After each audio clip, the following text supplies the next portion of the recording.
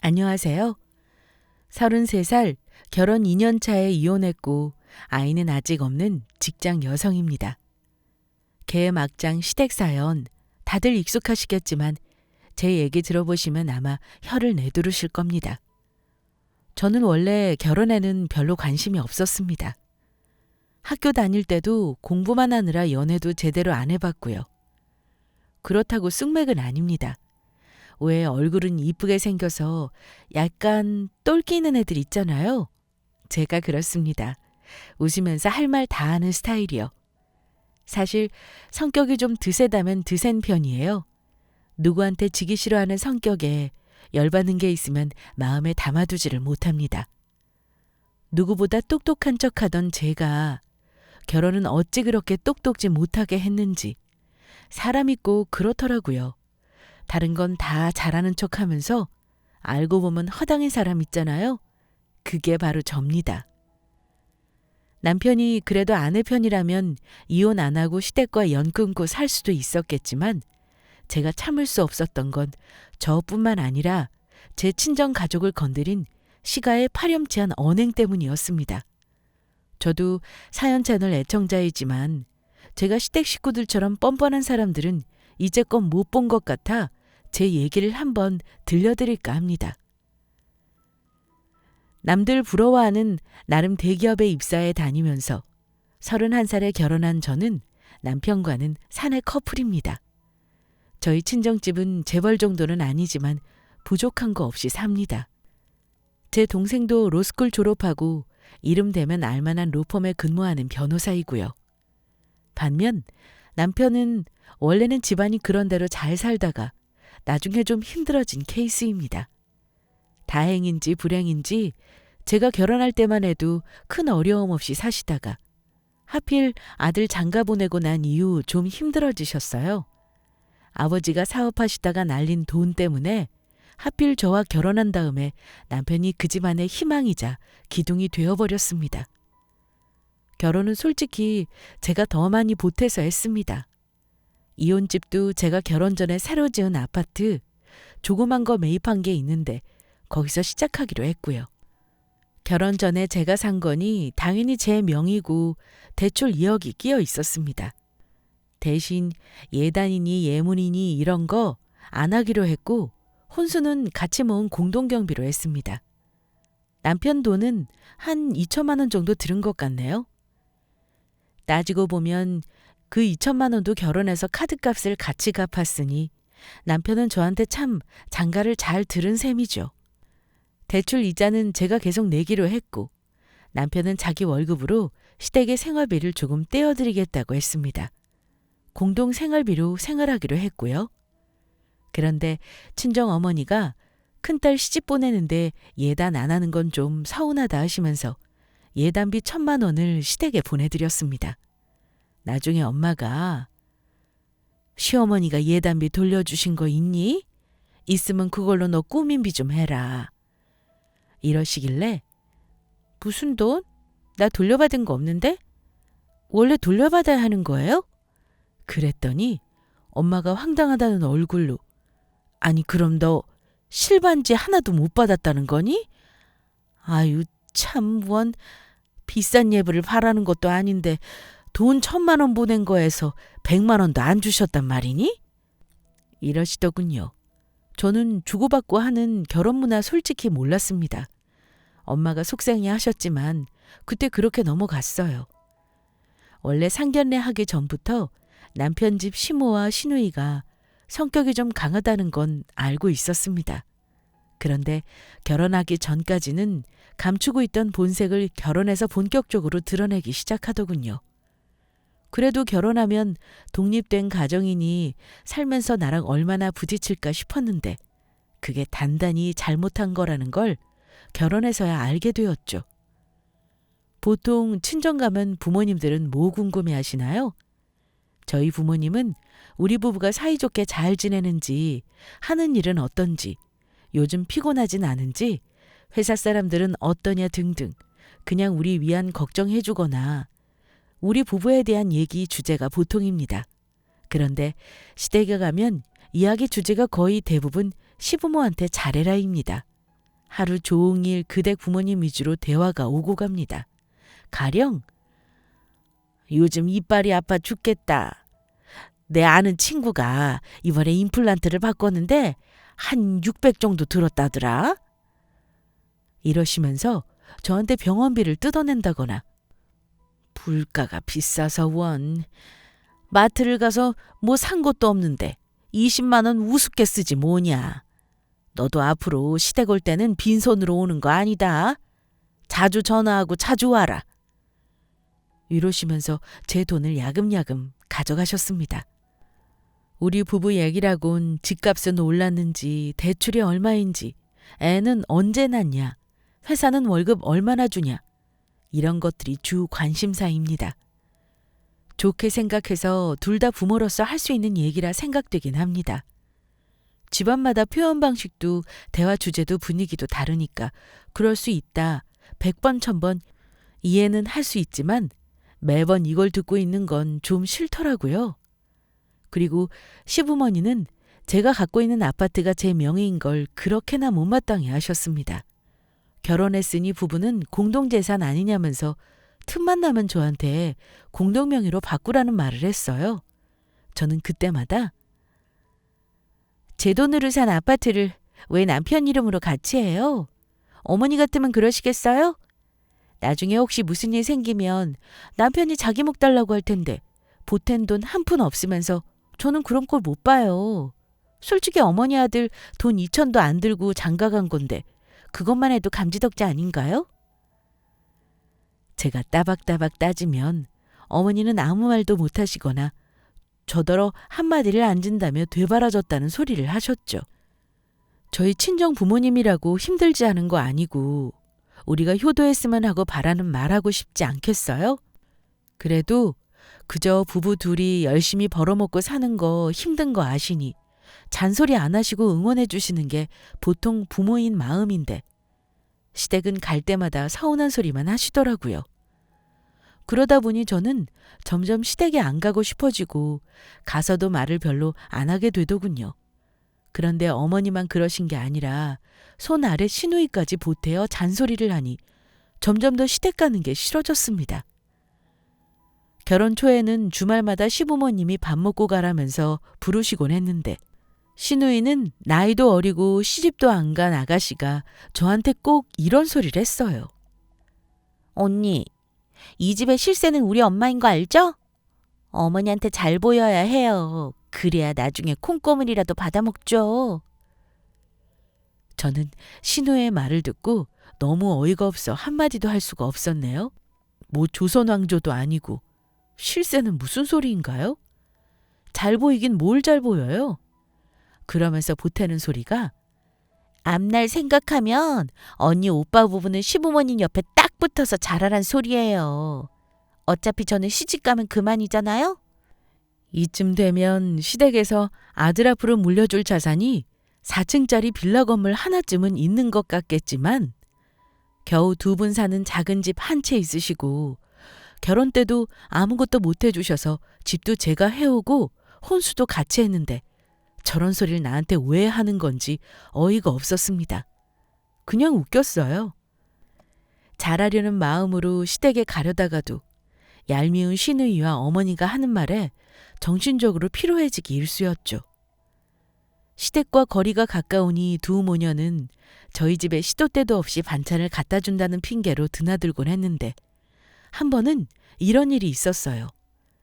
제 동생이 마침 그때 대형 로펌으로 이직을 성공했을 때라 제가 축하해주고 싶은 마음에 좀 비싼 브랜드 가방을 사서 집에 놔둔 적이 있었습니다. 여동생이랑 저는 한 번도 싸운 적 없고 사이가 정말 너무 좋아요. 그 가방 상자를 저희 집 드레스룸 테이블 위에 올려놨었는데 그때 시어머니랑 집에 잠깐 왔었던 시누이가 그걸 봤었어요. 갑자기 드레스룸을 제 허락도 없이 막 들어가더라고요. 근데 그 상자를 가지고 나와서 언니, 이게 뭐예요? 엄마, 이거 좀 봐봐. 이거 엄청 비싼 브랜드야. 500 넘을걸? 이러면서 호들갑을 떨길래 괜히 비싼 가방 내가 사서 메고 다닌다고 오해할 듯 싶어 그거 제 동생 이직 선물로 제가 산 거예요. 결혼할 때 아무것도 못 해줘서요. 마침 이번에 좋은 로펌으로 입사해서 선물로요. 그랬더니 신우이 표정이 똥 씹은 것처럼 안 좋더라고요. 근데 그 이후로 신우이가 우리 남편을 엄청 쪼았나 봅니다. 자기도 이번 생일에 가방 해달라고요. 남편은 그런 선물을 해준 적이 한 번도 없대요. 그런 논리로 말하니 저도 할 말은 없더라고요. 저도 언니로서 동생 사주는 거니까요. 그래서 제가 그랬습니다. 그럼 이렇게 된 거 올해는 아가씨 가방 선물해줘. 대신 나도 바쁘니까 동생 선물은 당신이 골라서 사주고. 라고 했고 남편이 얼마 후 퇴근하면서 백화점에서 사왔습니다. 둘이 같이 가서 고르기로 했었는데 둘 다 일이 바빠서 시간 내기가 애매하더라고요. 주말은 또 제가 해외 출장을 다녀왔어서 남편이 알아서 매장 가서 직원 추천받아서 골라왔어요. 신우이 생일이 다가와서 시댁 가서 같이 저녁 먹고 선물도 줬습니다. 저는 용돈은 너무 정없어 보일까봐 출장 다녀오면서 면세점에서 산 화장품 세트를 줬고요. 남편이 신우에게 가방을 주면서 야, 네가 그렇게 1년 내내 노래를 부르던 가방이다. 마음에 드니?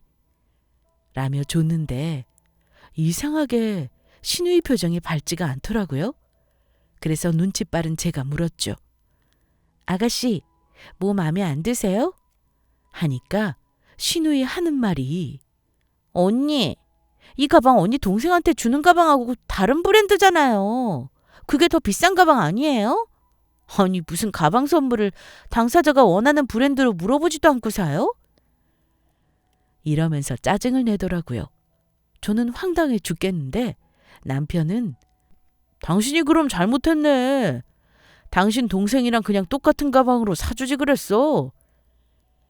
이러면서 저보고 제가 잘못 골라줬다고 하더라고요. 본인이 직접 골라놓고는 저한테 책임 넘기며 이제 어쩔 거냐는데 너무 황당하더라고요. 남편이 가방 사면서 매장에서 신우이 이니셜을 새겨왔어요. 그걸 보더니 신우이는 어머 이거 봐. 이 이니셜 새겨와서 환불도 못하겠네. 정말 짜증나. 왜 나는 이런 거 사주고 언니 동생은 그 브랜드로 사줘요?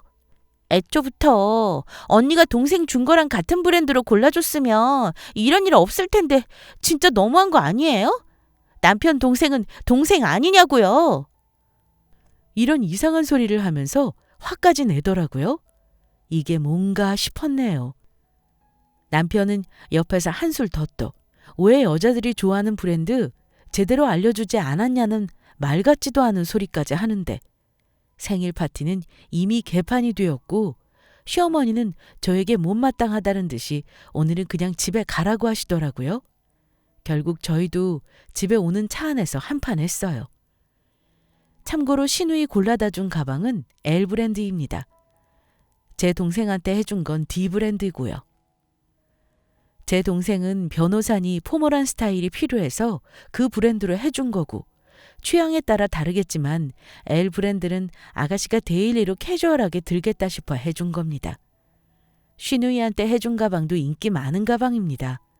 그런데 더 화나는 건 어제 저녁에 신우이가 톡에 와서는 제가 줬던 화장품 다시 가져가라길래 꾹 참고 말했죠.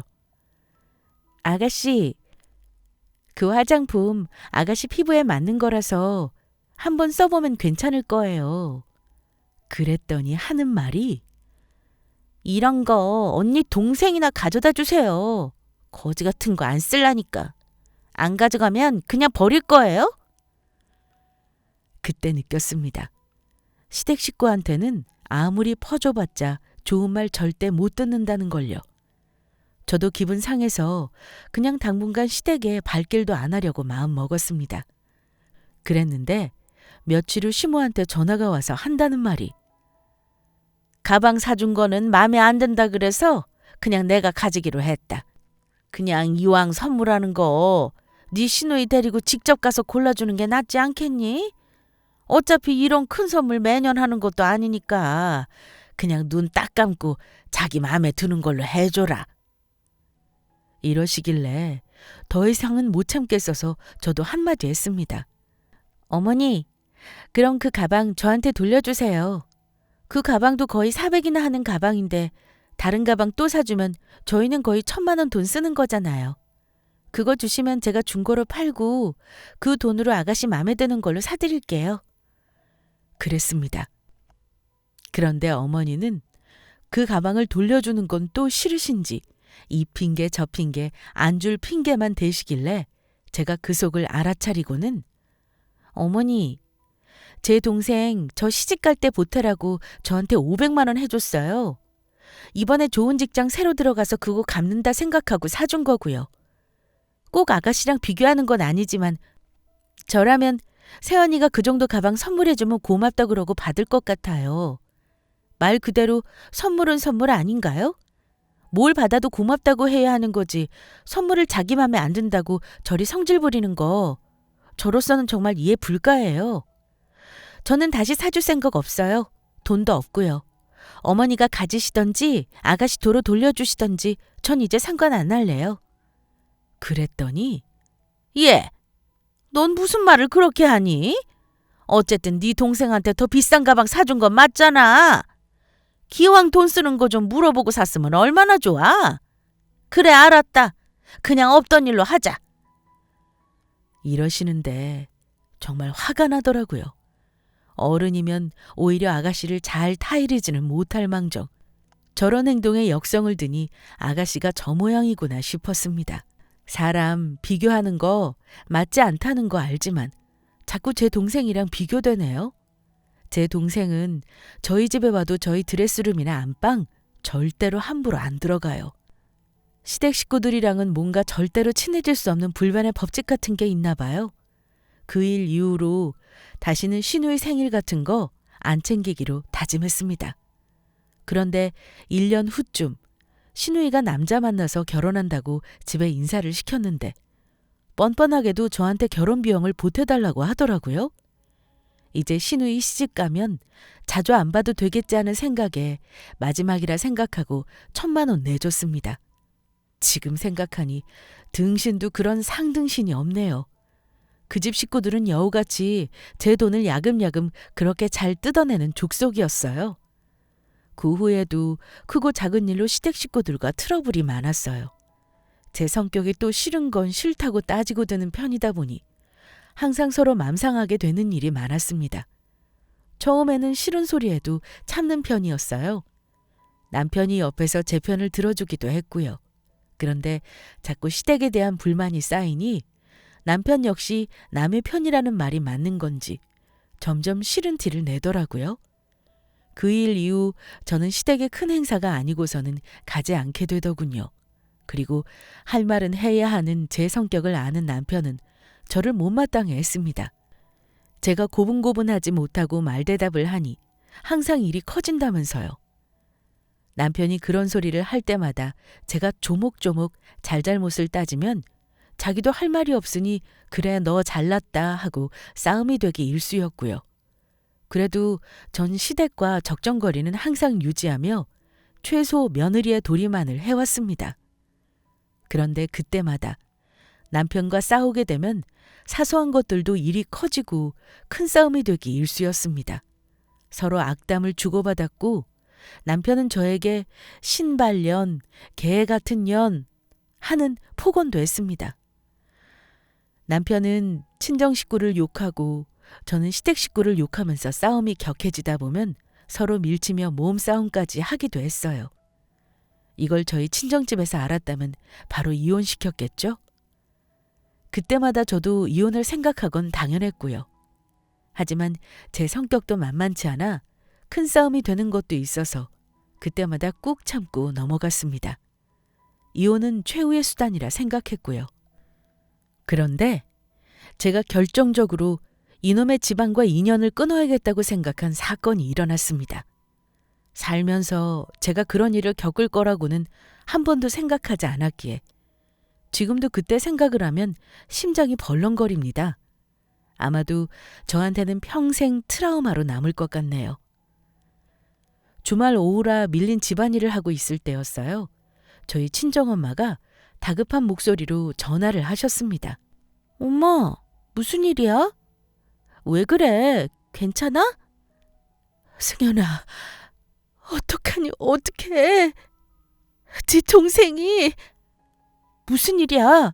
엄마, 승희가 왜? 차근차근 말을 해봐. 아니다. 너 일단 대학병원으로 빨리 와. 엄마도 아빠랑 지금 나간다. 와서 이야기하자. 저는 엄마의 목소리와 병원 이름만 들었는데도 너무 불안했습니다. 일단 부랴부랴 채비를 해서 병원으로 향했습니다. 병원에 도착하니 부모님은 벌써 와 계시더라고요. 근데 엄마는 서 계시지도 못하고 중환자실 앞에 주저앉아 계시더군요. 도대체 이게 무슨 일인지 머릿속이 온통 하얘지더라고요. 엄마, 이게 무슨 일인 거야? 승희가 안에 있는 거야? 저의 몇 번의 물음에도 불구하고 부모님은 대답조차 못하시고 울기만 하셨어요. 얼마 후 선생님이 나오시더라고요. 선생님, 제가 지금 무슨 상황인지 잘 몰라서요. 지금 제 동생은 어떤가요? 일단 이리로 조금 앉으세요.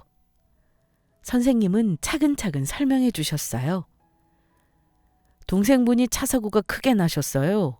조수석에 타고 계셨는데 머리 손상과 복강 내 출혈이 있어서 지금 조금 심각한 상황입니다. 지금 의식이 없는 상태시고요. 제가 지금 이 시점에서는 어떻게 되겠다 아무것도 장담해 드릴 수가 없네요. 선생님은 어디에 출혈이 있고 손상이 있다.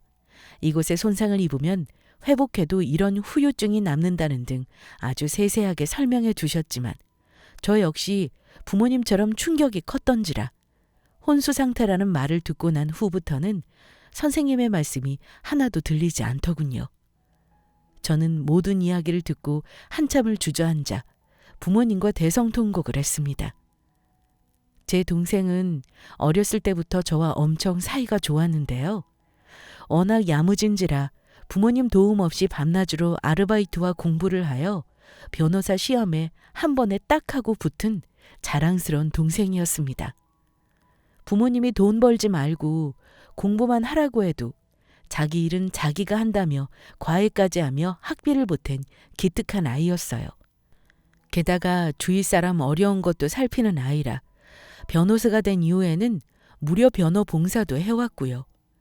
그렇게 야무지고 착한 내 동생에게 왜 이런 일이 생겼는지 알 수가 없었습니다.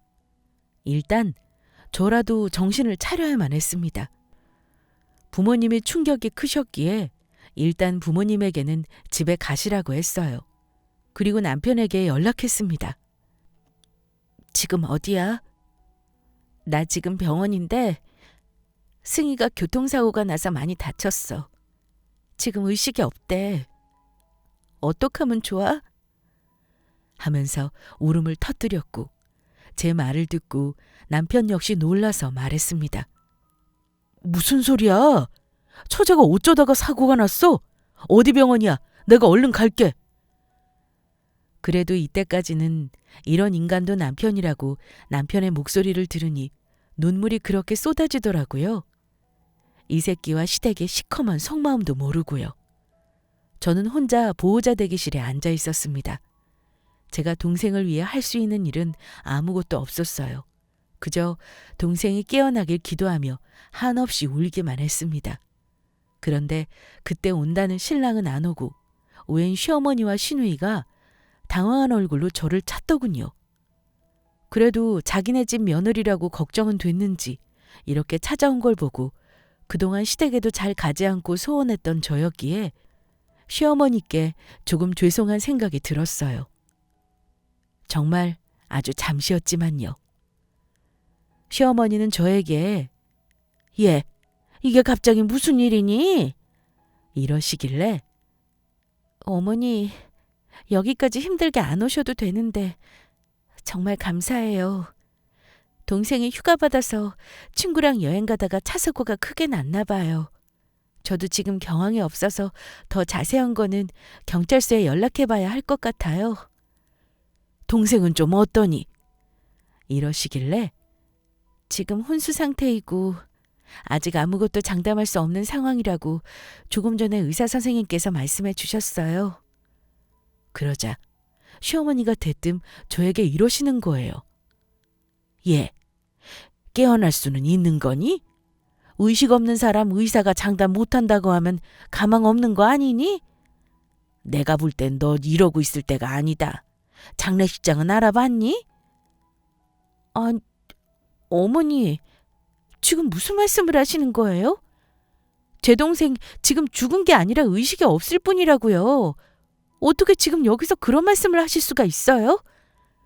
그러자 시어머니는 아주 황당하다는 듯. 얘 좀 봐라. 어디서 시어머니한테 큰 소리니? 내가 너보다 산세월이 많은지 알려주는 거다. 쥐 걱정해서 미리미리 준비하라는 게 뭐가 어떻다고 이 난리니? 여러분은 어떻게 생각하세요? 나이도 젊은 동생이 혼수 상태에 빠졌다고 연락받은 날. 언니로서 장례식장 알아봐야 하는 게 그게 언니로서의 도리인가요? 저는 역시 사람 쉽게 안 변하는구나 하고 또 한 번 느꼈어요. 대체 제 동생이 사고 났다는 연락을 받고 병원에 오신 어머니 마음은 어떤 것이었을까요? 내 가족이 사고가 나서 위독하다는데 달려온 마음은 분명 살아나기를 바라는 마음 아닌가요? 그런데 어머니가 장례식장을 알아보라고 하시는 말은 제 상식에서는 도저히 이해가 안 갔습니다. 저는 어머니와 신우이께 말씀드렸죠. 와주신 건 정말 감사한데요. 지금 어머니가 여기 계신다고 제 동생 깨어나라고 같이 기도해 주실 것 같지도 않으시고 그냥 돌아가세요. 저는 신우이에게 어머니 잘 모시고 집에 가시라고 와줘서 고맙다고 마음에도 없는 인사치레를 했죠. 사실 고마운 건 하나도 없었고 원래 제 성질 같았으면 소금 뿌려 쫓아냈을 겁니다. 하지만 어쩌겠습니까? 지금 시어머니와 다툴 상황이 아니라 제가 일단 꼬리를 내렸죠. 어머니와 말다툼할 기운도 없었고 일단은 제 동생의 생사가 중요하니까요. 근데 신우이가 말하는 건 제가 걱정돼서 달려온 게 아닌 사람들 같았습니다. 언니, 엄마 말이 맞는데 뭘 그래요? 언니 생각해줘서 하는 말인데 왜 그렇게 예민하게 굴어요? 이러는 거예요. 아니, 동생이 생사를 오가고 있는데 예민해지지 않는 언니가 어디 있겠어요? 저는 더 이상 말을 섞고 싶지 않았습니다. 그런데 제가 가만히 있자 아가씨가 그때 시커먼 속내를 드러내는 말을 하더군요. 언니, 동생 독립해서 혼자 살았다고 하지 않았어요? 돈 잘 버니 집도 금방 샀다면서요. 집이랑 차 이거 다 어떡할 거래요? 집은 사람 안 사면 금방 망가져요. 차도 물론이고요. 그래서 말인데 내가 당분간 언니 동생 집이랑 차 좀 빌리면 안 되나요? 이러는 거예요. 이게 말인지 방귀인지 터진 입이라고 지금 그게 동생이 생사를 오가는 며느리한테 할 소리입니까? 그 말을 듣고 저는 더 이상 참을 수가 없었습니다. 나보다 2살이나 어린 게 은근히 윗사람 행세하려고 들어도 내가 참아주고 잘 맞춰주면서 살았는데 그날은 시댁이고 뭐고 그냥 남보다 못한 사람들이었습니다. 그 말도 안 되는 요구를 듣고서는 도저히 가만히 있지 못하겠더라고요. 야, 너 네 동생이 혼수 상태에 빠져도 그딴 소리 할 수 있니? 이게 진짜 내가 참고 오냐오냐 하니까 못하는 소리가 없네. 내 동생 거를 왜 니를 줘? 내 동생 금방 깨어날 거니까 그딴 개소리 집어치우고 좋은 말 할 때 꺼져라. 너 그 얘기하려고 여기까지 온 거니? 제가 반말로 화를 내니 신우이는 저를 보며 도끼눈을 떴습니다. 솔직히 한 대 치고 싶었는데 꾹 참고 어머니한테 말했죠. 저기요 어머니 딸 데리고 가세요. 저 더 이상은 못 참아요. 그리고 제 동생한테 무슨 일이 생겨도 어머니 딸한테 제 동생 찬이 집이니 빌려줄 생각 없으니까 가세요. 그 얘기하려고 여기까지 오신 거라면 헛수고하셨네요. 제 정색하는 말투에 시어머니는 할 말을 잃으신 듯 했고요. 신우이는 그 성격에 당연히 가만히 있지 않았습니다.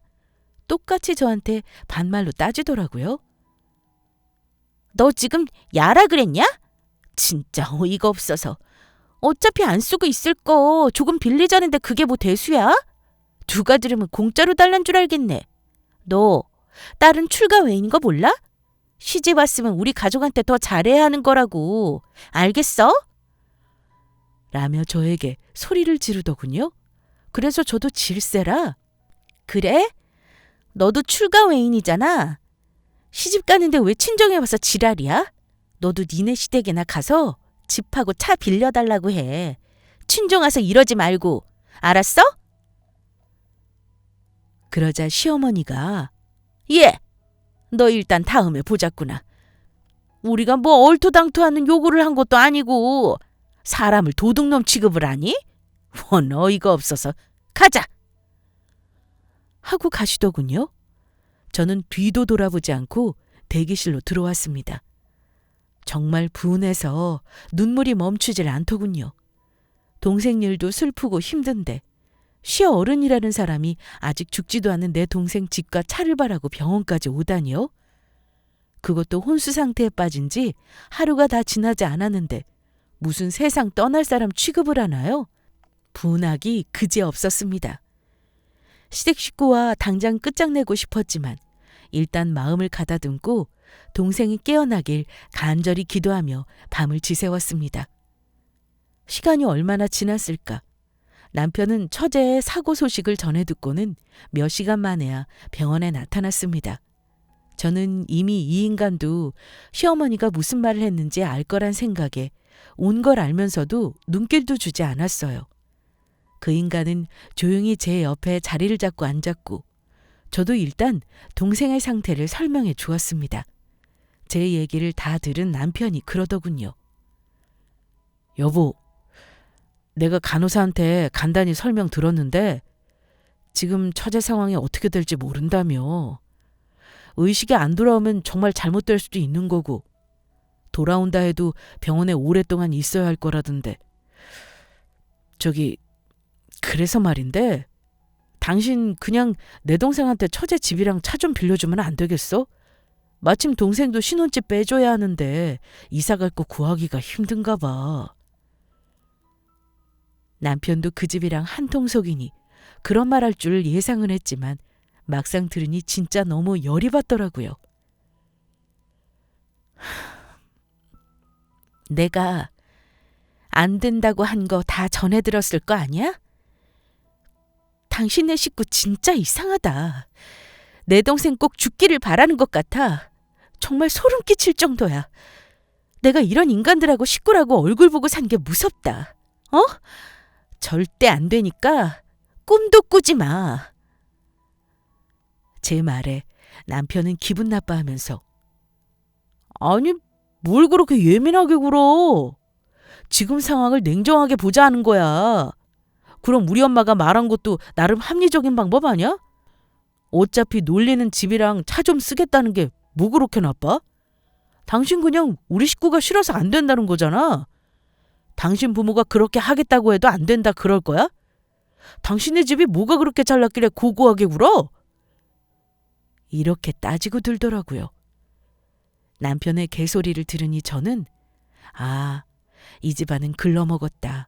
그냥 이혼만이 답이겠구나 하는 생각이 들었습니다. 저는 동생만 깨어나면 이혼하겠다는 결심이 굳혔고 그런 소리 할 거면 다시는 오지 말라고 하고 남편을 쫓아냈습니다. 그리고 직장에는 간병 휴가를 내고 한동안 친정 부모님과 교대를 하며 동생의 병상을 지켰습니다. 정말 매일매일 동생이 깨어나길 기도하면서요. 그런데 큰 고비를 몇 차례나 넘기고 한 달 만에 동생은 기적처럼 의식을 회복했습니다. 가족들의 정성 어린 간병과 사랑이 도움이 되었는지 동생은 부모님의 기대를 저버리지 않고 다시 가족한테 돌아와 주었습니다. 그날은 동생의 2번째 생일입니다. 그 뒤로 지금까지 저희 가족은 동생이 깨어난 날을 생일처럼 챙기고 있어요. 동생이 회복하기 시작하면서 하루가 다르게 점점 좋아지더라고요. 나이가 어리니 회복도 빠른지 그 큰 사고가 나고 사경을 헤맨 게 믿을 수 없을 정도로 많이 좋아졌습니다. 의사 선생님도 석 달 정도 더 재활 치료하면 예전과 똑같을 순 없어도 정상 생활이 가능할 만큼 좋아질 거라고 하셨죠. 제 동생이 깨어났다는 소식을 들었는지 얼마 후에 시누이가 저한테 연락을 했더라고요. 이번에는 무슨 개소리를 하려나 해서 통화를 하며 녹음을 했죠. 언니, 동생 깨어났다면서요? 생각보다 빨리 깨어났네요. 요즘 집 구하기 힘들어서 언니 동생 집으로 이사 가려고 준비했는데 그냥 몇 달만이라도 저희 집 구할 때까지 살면 안 되나요? 오빠한테 들으니 어차피 사돈처녀 회복하려면 몇 달 병원에 있어야 한다면서요. 아쉽네요, 언니. 저는 너무 기가 막혀서 아쉽다고? 지금 너 뭐라 그랬냐? 내 동생이 죽었으면 거기서 살 수 있었는데 안 죽어서 아쉽다는 거야 지금? 완전 미친년이네. 너 가서 네 엄마한테 말해. 절대 내 동생 집에서 살 일 없으니까 꿈 깨라고. 너도 꿈 깨라. 어? 나는 오늘 이후로 너희 집 식구 아니니까 그렇게 알고. 저는 전화를 끊고 분이 풀리지 않아 그동안 제가 시댁한테 당했던 일을 동생한테 숨길 것도 없어서 다 들려줬습니다. 똑똑한 동생은 제 말을 듣더니 언니, 이혼하기로 결심한 거면 내가 아는 이혼 전문 변호사 소개해 줄게. 좋은 게 좋은 거다. 그렇게 끝내면 절대 안 돼. 어차피 이혼이란 거 진흙탕 싸움이야. 언니만 맘먹었으면 내가 도와줄게. 애도 없는데 뭐가 걱정이야. 이혼해. 동생이 소개해준 이혼 전문 변호사와 상담하니 저 같은 경우도 당연히 남편의 유책 배우자로 인정된다고 하더라고요. 시가에게 당한 부당한 대우로 인해 경제적 심리적으로 고통을 받는 것이 인정된다면서요. 그걸 입증할 수만 있다면 이혼 소송은 가능하다고 했습니다.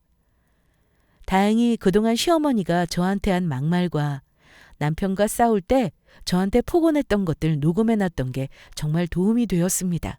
그리고 시어머니와 시누에게 송금한 돈과 사줬던 사치품들이 저한테 갈취한 거라는 증거가 되었죠.